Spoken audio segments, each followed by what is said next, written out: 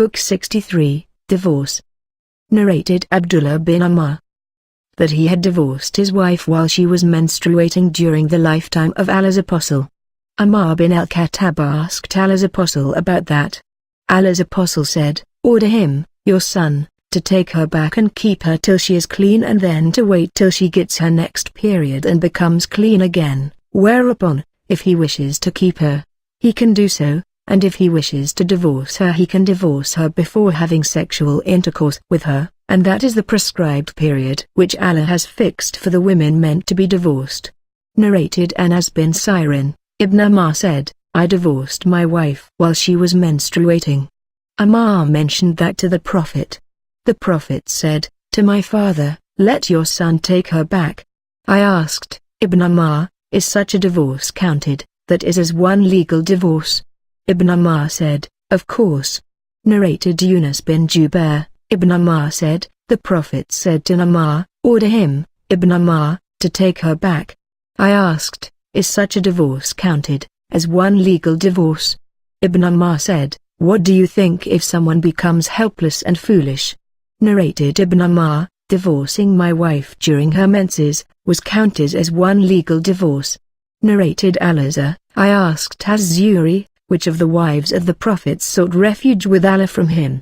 He said, "I was told by Ursa that Aisha said, when the daughter of Al-Jurn was brought to Allah's Apostle, as his bride, and he went near her, she said, 'I seek refuge with Allah from you.' He said, 'You have sought refuge with the Great, return to your family.'" Narrated Abu Zayd, "We went out with the Prophet to a garden called Ash-Shur till we reached two walls between which we sat down.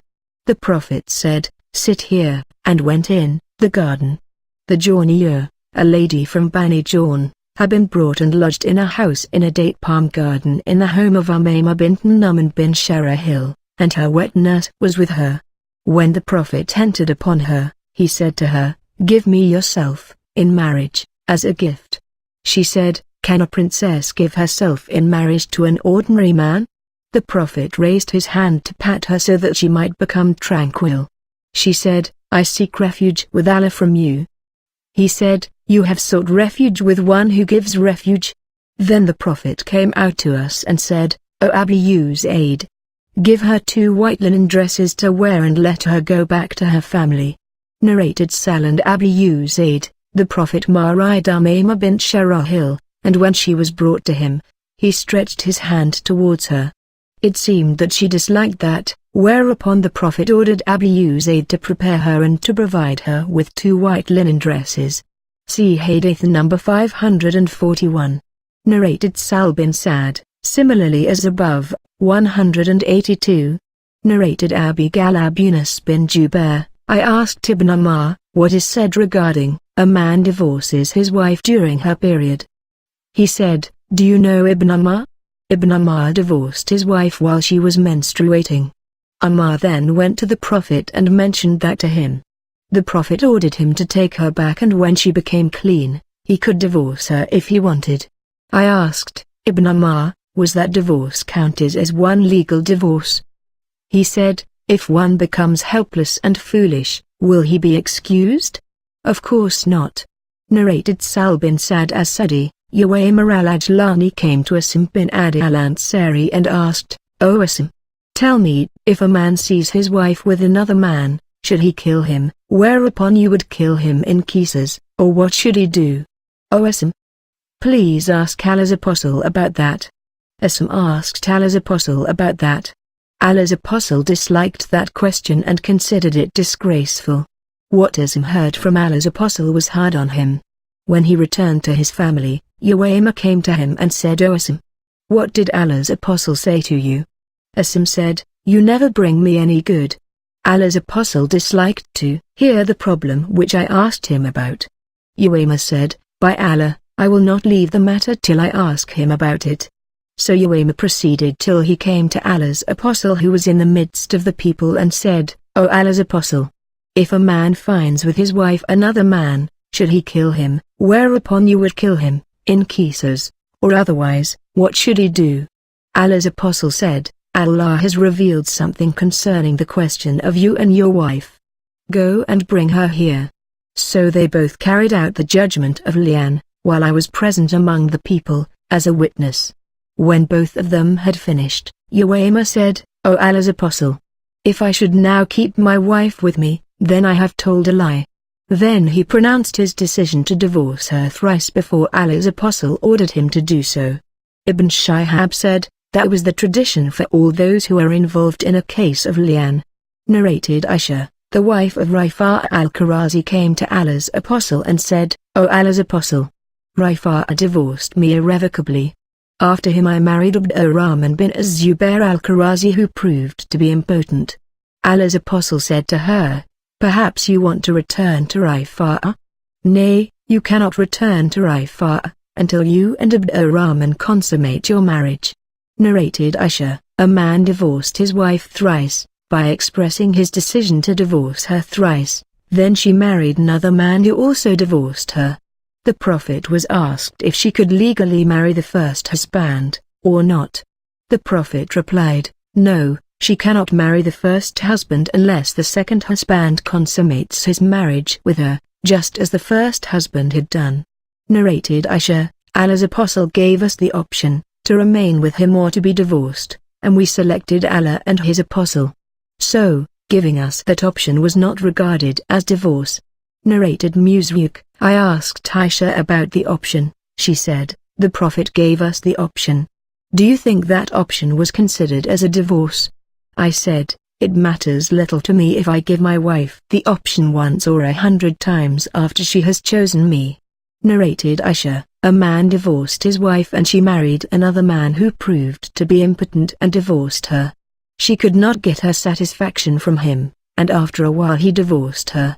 Then she came to the Prophet and said, O Allah's Apostle, my first husband divorced me and then I married another man who entered upon me to consummate his marriage, but he proved to be impotent and did not approach me except once, during which he benefited nothing from me. Can I remarry my first husband in this case? Allah's Apostle said, it is unlawful to marry your first husband till the other husband consummates his marriage with you. Narrated Said bin Jubair, that he heard Ibn Abbas saying, if a man makes his wife unlawful for him, it does not mean that she is divorced. He added, indeed in the Apostle of Allah, you have a good example to follow. Narrated Ubayd bin Ammar, I heard Aisha saying, the Prophet used to stay for a long while with Zainab bint Jahsh and drink honey at her house. So Hafsa and I decided that if the Prophet came to any one of us, she should say him, I detect the smell of maghfir, a nasty smelling gum, in you. Have you eaten maghfir? So the Prophet visited one of them and she said to him similarly. The Prophet said, never mind, I have taken some honey at the house of Zainab bint Jahsh, but I shall never drink of it any more. So there was revealed, O Prophet, why do you ban, for you, that which Allah has made lawful for you? If you too, wives of Prophet, turn in repentance to Allah. 66.14, addressing Aisha and Hafsa. When the Prophet disclosed a matter in confidence to some of his wives. 66.3, namely his saying, but I have taken some honey. Narrated Aisha, Allah's Apostle was fond of honey and sweet edible things, and it was his habit, that after finishing the Asr prayer he would visit his wives and stay with one of them at that time. Once he went to Hafsa, the daughter of Ammar, and stayed with her more than usual. I got jealous and asked the reason for that. I was told that a lady of her folk had given her a skin filled with honey as a present, and that she made a syrup from it and gave it to the Prophet to drink, and that was the reason for the delay. I said, by Allah, we will play a trick on him, to prevent him from doing so. So I said to Sada bint Zama, the Prophet will approach you, and when he comes near you, say, have you taken maghfir, a bad-smelling gum? He will say, no. Then say to him, then what is this bad smell which I smell from you? He will say to you, Hafsa made me drink honey syrup. Then say, perhaps the bees of that honey had sucked the juice of the tree of al-Urfat. I shall also say the same. O you, Safiyur, say the same. Later Sada said, by Allah, as soon as he, the Prophet, stood at the door, I was about to say to him what you had ordered me to say because I was afraid of you. So when the Prophet came near Sada, She said to him, "O Allah's Apostle, have you taken Maghfir?" He said, "No." She said, "Then what is this bad smell which I detect on you?" He said, "Hafsa made me drink honey syrup." She said, "Perhaps its bees had sucked the juice of al-urfat tree." When he came to me, I also said the same, and when he went to Safiyur, she also said the same. And when the Prophet again went to Hafsa, she said, "O Allah's Apostle, shall I give you more of that drink?" He said, "I am not in need of it." Saada said, "By Allah, we deprived him of it." I said to her, "Keep quiet." Narrated Abu Hurairah, the Prophet said, "Allah has forgiven my followers the evil thoughts that occur to their minds, as long as such thoughts are not put into action or uttered." And Qatada said, "If someone divorces his wife just in his mind, such an unuttered divorce has no effect." Narrated Jabir, a man from the tribe of Bani Aslam came to the Prophet while he was in the mosque and said, "I have committed illegal sexual intercourse." The Prophet turned his face to the other side. The man turned towards the side towards which the Prophet had turned his face, and gave 4 witnesses against himself. On that the Prophet called him and said, "Are you insane?" He added, "Are you married?" The man said, "Yes." On that the Prophet ordered him to be stoned to the death in the musalla, a praying place. When the stones hit him with their sharp edges and he fled, but he was caught at Al-Hara and then killed. Narrated Abu Hurairah, a man from Bani Aslam came to Allah's Apostle while he was in the mosque and called the Prophet, saying, "O Allah's Apostle, I have committed illegal sexual intercourse." On that the Prophet turned his face from him to the other side, whereupon the man moved to the side towards which the Prophet had turned his face, and said, "O Allah's Apostle, I have committed illegal sexual intercourse." The Prophet turned his face from him to the other side, whereupon the man moved to their side towards which the Prophet had turned his face, and repeated his statement. The Prophet turned his face from him to the other side again. The man moved again, and repeated his statement for the 4th time. So when the man had given witness 4 times against himself, the Prophet called him and said, "Are you insane?" He replied, "No." The Prophet then said to his companions, "Go and stone him to death." The man was a married one. Jabir bin Abdullah al-Ansari said, "I was one of those who stoned him. We stoned him at the Musalla, praying place, in Medina. When the stones hit him with their sharp edges, he fled, but we caught him at Al-Hara and stoned him till he died." Narrated Ibn Abbas, the wife of Thabit bin Qais came to the Prophet and said, "O Allah's Apostle, I do not blame Thabit for defects in his character or his religion, but I, being a Muslim, dislike to behave in un-Islamic manner, if I remain with him." On that Allah's Apostle said to her, "Will you give back the garden which your husband has given you, Isma?" She said, "Yes." Then the Prophet said to Thabit, "O Thabit, accept your garden, and divorce her once." Narrated Ikrimah, the sister of Abdullah bin Ubay narrated the above narration, 197, with the addition that the Prophet said to Thabit's wife, "Will you return his garden?" She said, "Yes," and returned it, and then the Prophet ordered Thabit to divorce her. Narrated Ibn Abbas, the wife of Thabit bin Qais came to Allah's Apostle and said, "O Allah's Apostle, I do not blame Thabit for any defects in his character or his religion, but I cannot endure to live with him." On that Allah's Apostle said, "Will you return his garden to him?" She said, "Yes." Narrated Ibn Abbas, the wife of Thabit bin Qais bin Shammas came to the Prophet and said, "O Allah's Apostle, I do not blame Thabit for any defects in his character or his religion, but I am afraid that I, being a Muslim, may become unthankful for Allah's blessings." On that, Allah's Apostle said to her, "Will you return his garden to him?" She said, "Yes." So she returned his garden to him and the Prophet told him to divorce her. Narrated Ikrimah, that Jamla. Then he related the whole hadith, that is 199.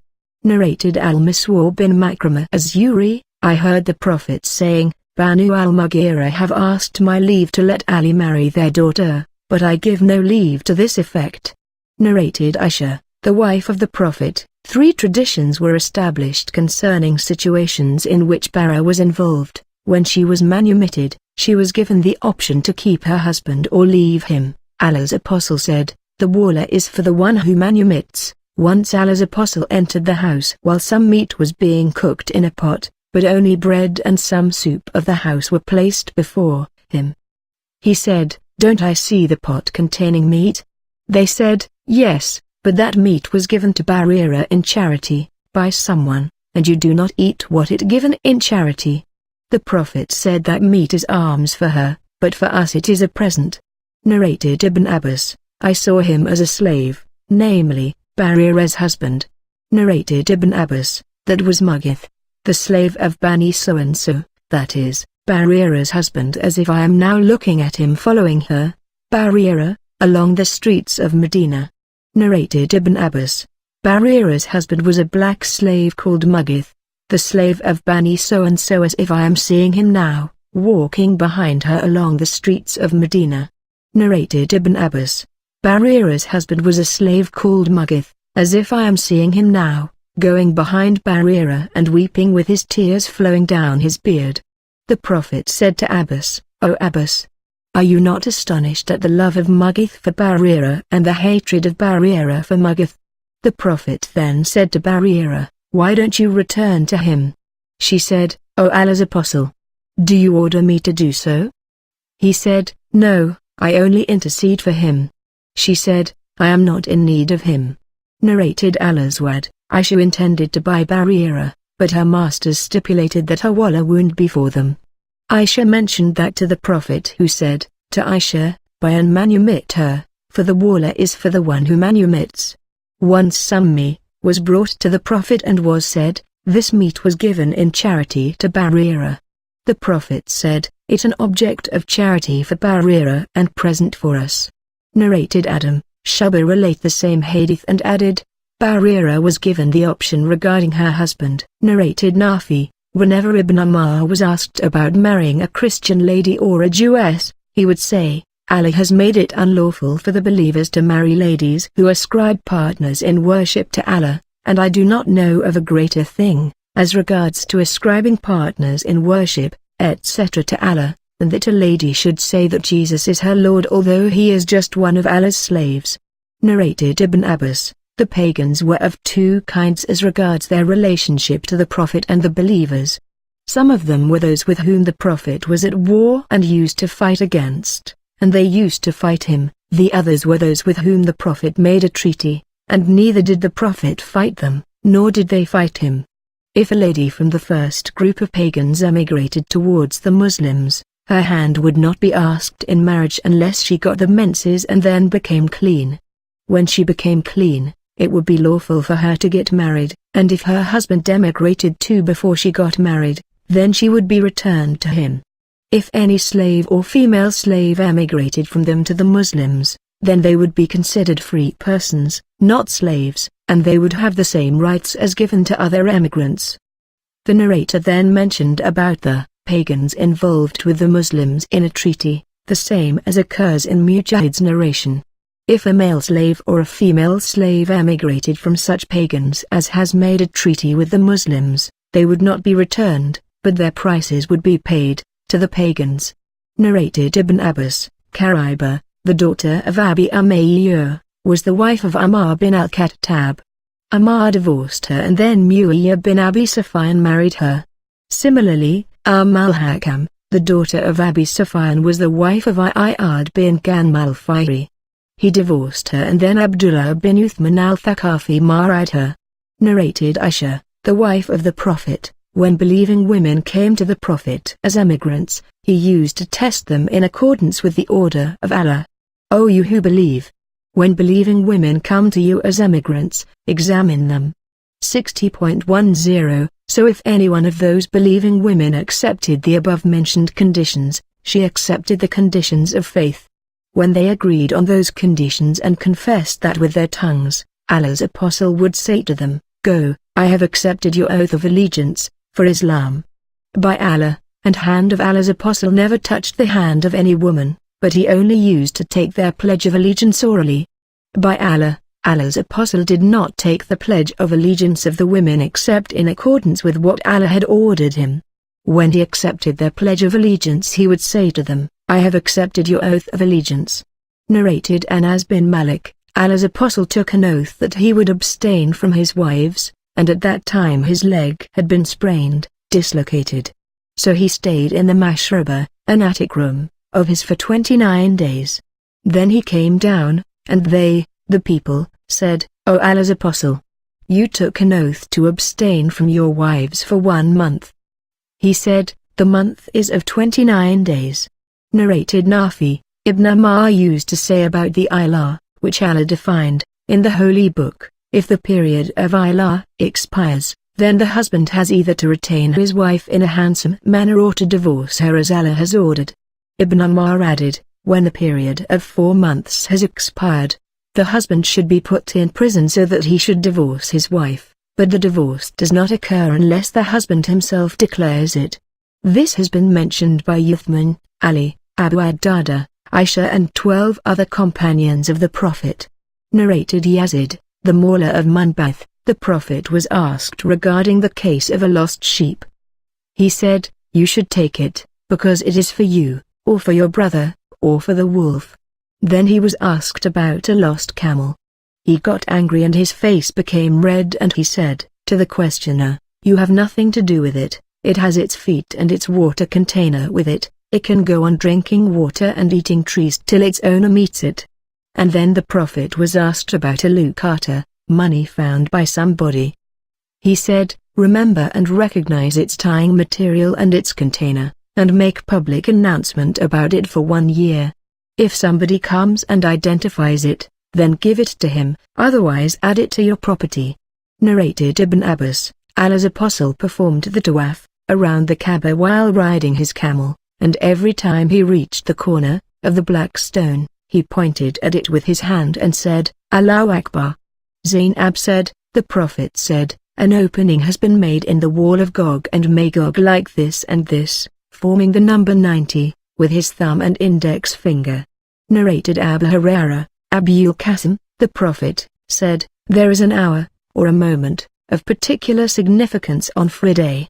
If it happens that a Muslim is offering a prayer and invoking Allah for some good at that very moment, Allah will grant him his request." The sub-narrator placed the top of his finger on the palm of the other hand between the middle finger and the little one. Narrated Anas bin Malik, during the lifetime of Allah's Apostle, a Jew attacked a girl and took some silver ornaments she was wearing and crushed her head. Her relative brought her to the Prophet while she was in her last breaths, and she was unable to speak. Allah's Apostle asked her, "Who has hit you?" "So and so," mentioning somebody other than her murderer. She moved her head, indicating denial. The Prophet mentioned another person other than the murderer, and she again moved her head indicating denial. Then he asked, "Was it so and so?" mentioning the name of her killer. She nodded, agreeing. Then Allah's Apostle ordered that the head of that Jew be crushed between 2 stones. Narrated Ibn Ammar, "I heard the Prophet saying, afflictions will emerge from here," pointing towards the east. Narrated Abdullah bin Abi Awfa, "We were with Allah's Apostle on a journey, and when the sun set, he said to a man, 'Get down and prepare a drink of so'ik for me.' The man said, 'O Allah's Apostle, will you wait till it is evening?' Allah's Apostle again said, 'Get down and prepare a drink of so'ik.' The man said, 'O Allah's Apostle, will you wait till it is evening, for it is still daytime?' The Prophet again said, 'Get down and prepare a drink of so'ik.' So the third time the man got down and prepared a drink of so'ik for him. Allah's Apostle drank thereof and pointed with his hand towards the east, saying, 'When you see the night falling from this side, then a fasting person should break his fast.'" Narrated Abdullah bin Mas'ud, the Prophet said, "The Khul, or the adhan, of Bila should not stop you from taking the suha meals for Baal calls, or pronounces the adhan, so that the one who is offering the night prayer should take a rest, and he does not indicate the daybreak or dawn." The narrator, Yazid, described how dawn breaks by stretching out his hands and then separating them wide apart. Narrated Abu Hurairah, Allah's Apostle said, The example of a miser and a generous person is like that of two persons wearing iron cloaks from the breast up to the neck. When the generous person spends, the iron cloak enlarges and spread over his skin so much so that it covers his fingertips and obliterates his tracks. As for the miser, as soon as he thinks of spending, every ring of the iron cloak sticks to its place, against his body, and he tries to expand it, but it does not expand. The Prophet pointed with his hand towards his throat. Narrated Anas bin Malik, Allah's Apostle said, "Shall I tell you of the best families among the Ansar?" They, the people, said, "Yes, O Allah's Apostle." The Prophet said, "The best are Banu and Najjar, and after them are Banu Abdullah Shal, and after them are Banu al-Harith bin al-Khazraj, and after them are Banu Sa'idah." The Prophet then moved his hand by closing his fingers and then opening them like one throwing something, and then said, "Anyhow, there is good in all the families of the Ansar." Narrated Sal bin Sa'd as-Sadi, a companion of Allah's Apostle, holding out his middle and index fingers, said, "My advent and the hours are like this, or like these, namely, the period between his era and the hour is like the distance between those two fingers, that is, very short." Narrated Ibn Umar, the Prophet, holding out his 10 fingers thrice, said, "The month is thus and thus and thus, namely 30 days. Then, holding out his 10 fingers twice and then 9 fingers, he said, "It may be thus and thus and thus, namely 29 days." He meant once 30 days and once 29 days. Narrated Abu Mas'ud, the Prophet pointed with his hand towards Yemen and said twice, "Faith is there," and then pointed towards the east, and said, "Verily, sternness and mercilessness are the qualities of those who are busy with their camels and pay no attention to their religion, where the two sides of the head of Satan will appear, namely, the tribes of Rabla and Muka."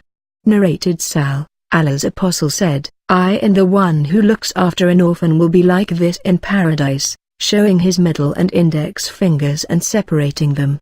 Narrated Abu Hurairah, a man came to the Prophet and said, "O Allah's Apostle, a black child has been born for me." The Prophet asked him, "Have you got camels?" The man said, "Yes." The Prophet asked him, "What color are they?" The man replied, "Red." The Prophet said, "Is there a gray one among them?" The man replied, "Yes." The Prophet said, "Whence comes that?" He said, "Maybe it is because of heredity." The Prophet said, "Maybe your latest son has this color because of heredity." Narrated Abdullah, an Ansari man accused his wife of committing illegal sexual intercourse. The Prophet made both of them take the oath of Lian, and separated them from each other by divorce.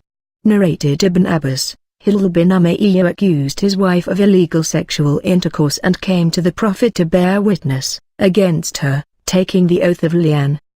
The Prophet was saying, "Allah knows that either of you is a liar. Will anyone of you repent to Allah?" Then the lady got up and gave her witness. Narrated Sal bin Sa'd as-Sadi, Uwaymir al-Ajlani came to Asim bin Ad al-Ansari and said to him, "O Asim, suppose a man saw another man with his wife, would he kill him? Whereupon you would kill him, or what should he do? Please, O Asim, ask about this on my behalf."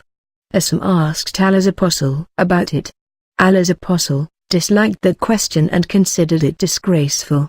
What Asim heard from Allah's Apostle was hard on him. When Asim returned to his family, Uwaymir came to him and said, "O Asim, what did Allah's Apostle say to you?" Asim said to Uwaymir, "You never bring me any good." Allah's Apostle disliked the problem which I asked him about. Uwaymir said, "By Allah, I will not give up this matter until I ask the Prophet about it." So Uwaymir proceeded till he came to Allah's Apostle in the midst of people, and said, "O Allah's Apostle, if a man sees another man with his wife, would he kill him? Whereupon you would kill him, or what should he do?" Allah's Apostle said, "Allah has revealed some decree as regards you and your wife's case. Go and bring her." So they carried out the process of Lian while I was present among the people with Allah's Apostle. When they had finished their Lian, Uwaymir said, "O Allah's Apostle, if I should now keep her with me as a wife, then I have told a lie." So he divorced her thrice before Allah's apostle ordered him. Ibn Shihab said, so divorce was the tradition for all those who were involved in a case of Lian. Narrated Ibn Jarraj, Ibn Shihab informed me of Lian and the tradition related to it, referring to the narration of Sal bin Sa'd, the brother of Bani Sadi. He said, an Ansari man came to Allah's apostle and said, O Allah's apostle, if a man saw another man with his wife, should he kill him, or what should he do? So Allah revealed concerning his affair what is mentioned in the Holy Quran about the affair of those involved in a case of Lian. The Prophet said, Allah has given his verdict regarding you and your wife. So they carried out Lian in the mosque while I was present there. When they had finished, the man said, O Allah's apostle, if I should now keep her with me as a wife, then I have told a lie about her. Then he divorced her thrice before Allah's apostle ordered him, when they had finished the Lian process. So he divorced her in front of the Prophet. Ibn Shihab added, after their case, it became a tradition that a couple involved in a case of Lian should be separated by divorce. That lady was pregnant then, and later on her son was called by his mother's name. The tradition concerning their inheritance was that she would be his heir and he would inherit of her property the share Allah had prescribed for him. Ibn Shihab said that Sal bin Sa'd as-Sadi said that the Prophet said, in the above narration, if that lady delivers a small red child like a lizard, then the lady has spoken the truth and the man was a liar, but if she delivers a child with black eyes and huge lips, then her husband has spoken the truth. Then she delivered it in the shape one would dislike, as it proved her guilty. Narrated Al-Qasim bin Muhammad, Ibn Abbas, said, once Lian was mentioned before the Prophet, whereupon Asim bin Adi said something and went away. Then a man from his tribe came to him, complaining that he had found a man with his wife. Asim said, I have not been put to task except for my statement about Lian. Asim took the man to the Prophet and the man told him of the state in which he had found his wife. The man was pale, thin, and of lank hair, while the other man whom he claimed he had seen with his wife was brown, fat and had much flesh on his calves. The Prophet invoked, saying, O Allah, reveal the truth. So that lady delivered a child resembling the man whom her husband had mentioned he had found her with. The Prophet then made them carry out Lian. Then a man from that gathering asked Ibn Abbas, was she the same lady regarding which the Prophet had said, if I were to stone to death someone without witness, I would have stoned this lady? Ibn Abbas said, no, that was another lady who, though being a Muslim, used to arouse suspicion by her outright misbehavior. Narrated Said bin Jubair, I asked Ibn Umar, what is the verdict if a man accuses his wife of illegal sexual intercourse?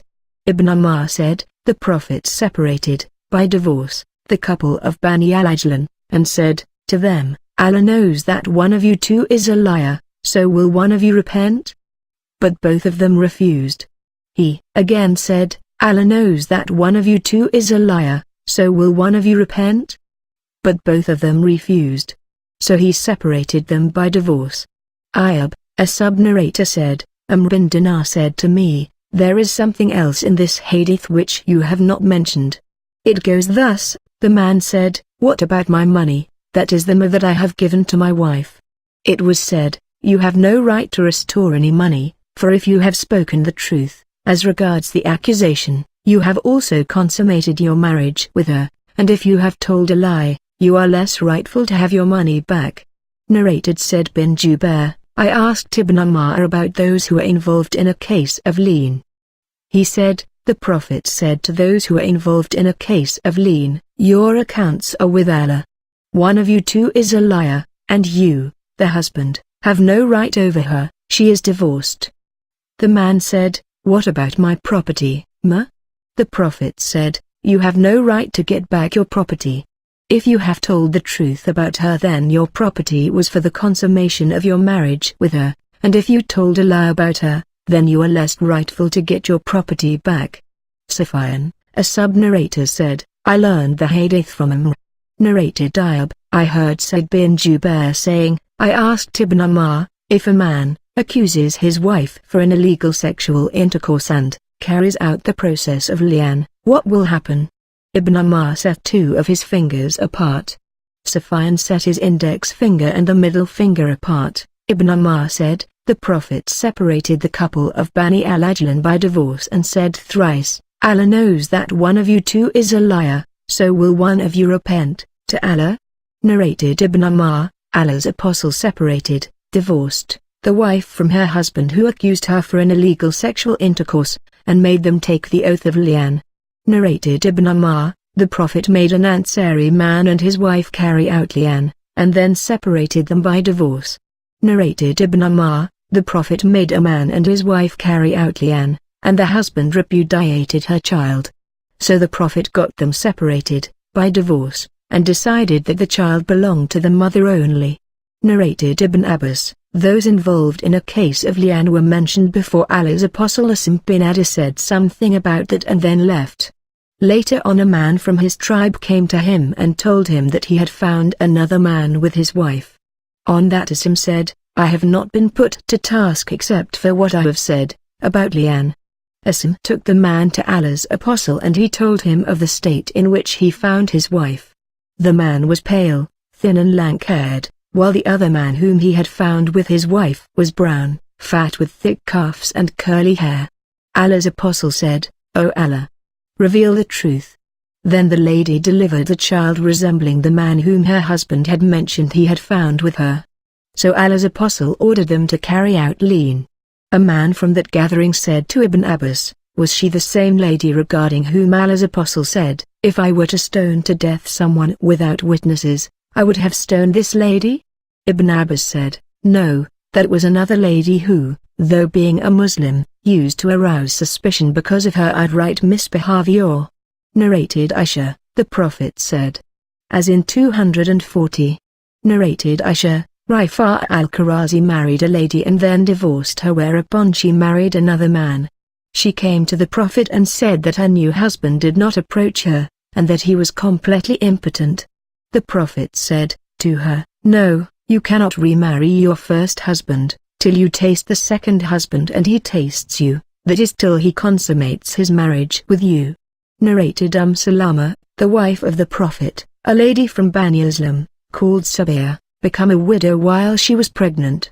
Abu as-Sanabal bin Bakak demanded her hand in marriage, but she refused to marry him and said, by Allah, I cannot marry him unless I have completed one of the 2 prescribed periods. About 10 days later, after having delivered her child, she went to the Prophet and he said to her, you can marry now. Narrated Abdullah bin Abdullah, that his father had written to Ibn al-Arqam a letter asking him to ask Sabiyah al-Islamiyah how the Prophet had given her the verdict. She said, the Prophet gave me his verdict that after I gave birth, I could marry. Narrated al-Miswa bin Makramah, Sabiyah al-Islamiyah gave birth to a child a few days after the death of her husband. She came to the Prophet and asked permission to remarry, and the Prophet gave her permission, and she got married. Narrated Qasim bin Muhammad and Sulayman bin Yaz'a, that Yahya bin Said bin al-Az divorced the daughter of Abdurrahman bin al-Hakam. Abdurrahman took her to his house. On that Aisha sent a message to Marwan bin al-Hakam who was the ruler of Medina, saying, fear Allah, and urge your brother, to return her to her house. Marwan, in Sulayman's version, said, Abdurrahman bin al-Hakam did not obey me, or had a convincing argument. In al-Qasim's versions Marwan said, have you not heard of the case of Fatima bint Qais? Aisha said, the case of Fatima bint Qais is not in your favor. Marwan bin al-Hakam said to Aisha, the reason that made Fatima bint Qais go to her father's house is just applicable to the daughter of Abdurrahman. Narrated al-Qasim, Aisha said, what is wrong with Fatima? Why doesn't she fear Allah? By saying that a divorced lady is not entitled to be provided with residence and sustenance by her husband. Narrated Qasim, Ursa said to Aisha, do you know so-and-so, the daughter of al-Hakam? Her husband divorced her irrevocably and she left her husband's house. Aisha said, what a bad thing she has done. Ursa said to Aisha, haven't you heard the statement of Fatima? Aisha replied, it is not in her favor to mention. Ursa added, Aisha reproached Fatima severely and said, Fatima was in a lonely place, and she was prone to danger, so the Prophet allowed her to go out of her husband's house. Narrated Aisha disapproved of what Fatima used to say. Narrated Aisha, when Allah's apostle decided to leave Mecca after the Hajj, he saw Safiya, sad and standing at the entrance of her tent. He said to her, Akra, or Halk, you will detain us. Did you perform Tawaf al-Ifadah on the day of night? She said, yes. He said, then you can depart. Narrated Al-Husayn, Makil gave his sister in marriage and later her husband divorced her once. Narrated Al-Husayn, the sister of Makil bin Yazar was married to a man and then that man divorced her and remained away from her till her period of the Iddah expired. Then he demanded for her hand in marriage, but Makil got angry out of pride and haughtiness and said, he kept away from her when he could still retain her, and now he demands her hand again? So Makil disagreed to remarry her to him. Then Allah revealed, when you have divorced women and they have fulfilled the term of their prescribed period, do not prevent them from marrying their former husbands. 2.232 So the Prophet sent for Makil and recited to him Allah's order, and consequently Makil gave up his pride and haughtiness and yielded to Allah's order. Narrated Nafi, Ibn Umar bin al-Khattab divorced his wife during her menses. Allah's apostle ordered him to take her back till she became clean, and when she got another period while she was with him, she should wait till she became clean again, and only then, if he wanted to divorce her, he could do so before having sexual relations with her. And that is the period Allah has fixed for divorcing women. Whenever Abdullah bin Umar was asked about that, he would say to the questioner, if you divorced her thrice, she is no longer lawful for you unless she marries another man, and the other man divorces her in his turn. Ibn Umar further said, would that you, people, only give 1 or 2 divorces, because the Prophet has ordered me so. Narrated Yunus ibn Jubair, Ibn Umar divorced his wife while she was having her menses. Umar asked the Prophet, who said, order him, your son, to take her back, and then divorced her before her period of the Iddah has elapsed. I asked Ibn Umar, will that divorce, during the menses, be counted? He replied, if somebody behaves foolishly, will his foolishness be an excuse for his misbehavior? Narrated Humayd bin Nafi, Zainab bint Abu Salama told me these 3 narrations. Zainab said, I went to Habiba, the wife of the Prophet when her father, Abu Sufyan bin Harb had died. Habiba asked for a perfume which contained yellow scent, Kaliuk, or some other scent, and she first perfumed one of the girls with it and then rubbed her cheeks with it and said, by Allah, I am not in need of perfume, but I have heard Allah's apostle saying, it is not lawful for a lady who believes in Allah and the last day to mourn for a dead person for more than 3 days unless he is her husband, for whom she should mourn for 4 months and 10 days. Zainab further said, I went to Zainab bint Jahsh when her brother died. She asked for perfume and used some of it and said, by Allah, I am not in need of perfume, but I have heard Allah's apostle saying on the pulpit, it is not lawful for a lady who believes in Allah and the last day to mourn for more than 3 days except for her husband, for whom she should mourn for 4 months and 10 days. Zainab further said, I heard my mother, Salama, saying that a woman came to Allah's apostle and said, O Allah's apostle, the husband of my daughter has died and she is suffering from an eye disease, can she apply Khul to her eye? Allah's apostle replied, no, twice or thrice. Every time she repeated her question, he said, no. Then Allah's apostle added, it is just a matter of 4 months and 10 days. In the pre-Islamic period of ignorance, a widow among you should throw a globe of dung when 1 year has elapsed. I said to Zainab, what does throwing a globe of dung when 1 year had elapsed mean? Zainab said, when a lady was bereaved of her husband, she would live in a wretched small room and put on the worst clothes she had and would not touch any scent till 1 year had elapsed. Then she would bring an animal, for example a donkey, a sheep or a bird, and rub her body against it. The animal against which she would rub her body would scarcely survive. Only then she would come out of the room, whereupon she would be given a globe of dung which she would throw away, and then she would use the scent she liked or the like. Narrated Salama, a woman was bereaved of her husband and her relatives worried about her eyes, which were diseased. They came to Allah's apostle, and asked him to allow them to treat her eyes with Khul, but he said, she should not apply Khul to her eyes.